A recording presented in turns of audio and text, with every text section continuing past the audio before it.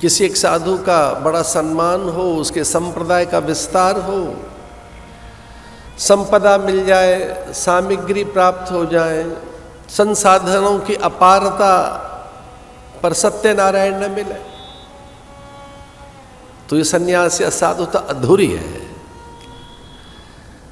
किसी पंडित के जीवन में पांडित्य आए, पौरोहित्य में प्रसिद्धि मिल जाए, अत्यंत प्रसार हो उसका, उसके परिचय का विस्तार हो जाए,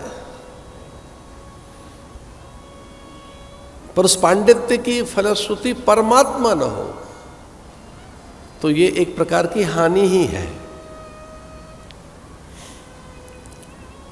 इसलिए रामायण में लिखा है महानिधि ऐसा प्राप्त हुआ कि अब कुछ पाना शेष नहीं है।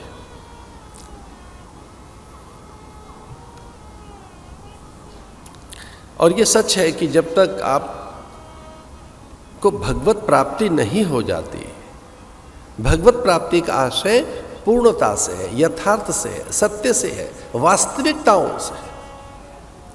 भगवत प्राप्ति का अर्थ यहां इस रूप में भी लिया जाए कि जब तक सत्य का बोध न हो जाए, यथार्थ का, वास्तविकताओं का, तब तक विकलता, व्याकुलता, चिंता, अभाव बने रहते हैं।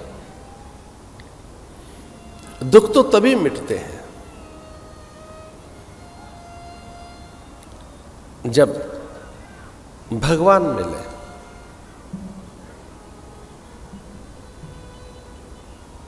और इस मानवीय जीवन का तो ध्येय एक ही है, भगवत प्राप्ति।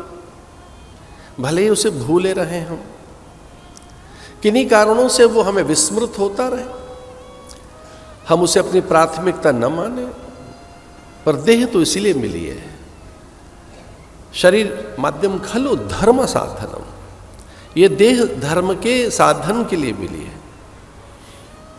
संसार में कुछ भी दुर्लभ नहीं बताया देह के इतर, सब सुलभ है, पुरुषार्थ से प्राप्त किया जा सकता है, श्रम से, साधन से, योग्यता से, पात्रता से, प्रयत्न कर। पर देह कैसी? न केवल सुंदर, स्वस्थ देह, स्वस्थ मन, तन।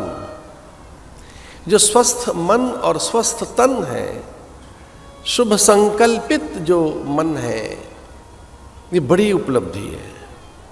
इसे दुर्लभ बताएगा। दुर्लभो मानुषो देहु, देही नाम क्षण भंगुर। यद्यपि भगवान की दुर्लभता की चर्चा कहीं नहीं है, वो दुर्लभ है ऐसा तो कहीं है ही नहीं, वो तो सर्व सुलभ है। पवन प्रकाश आकाश के रूप में, जल वायु के रूप में, अन्न औषधि के रूप में, धरा उसकी गंध के रूप में, जल उसकी आर्द्रता के रूप में, अग्नि उसकी दाहकता के रूप में, अन्न उसकी पाचकता के रूप में। ये परमात्मा ही तो है, भगवान ही तो है ये।